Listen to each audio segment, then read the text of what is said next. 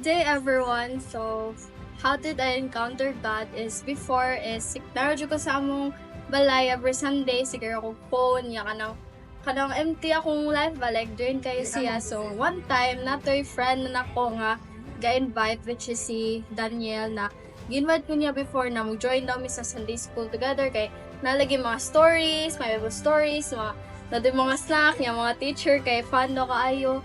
Moto dito nagsugod na ko kanang enter ani nga church which is sa Mount Zion and naka-encounter pud kog daghan kay nga mga tao nga grabe pud kayo mo dahil sa Ginoo. So until karon is nagpabilin jud ko dire man akong dakong pasalamat sa Ginoo kay part na ko karon sa Sunday school teachers and part pud ko sa media group.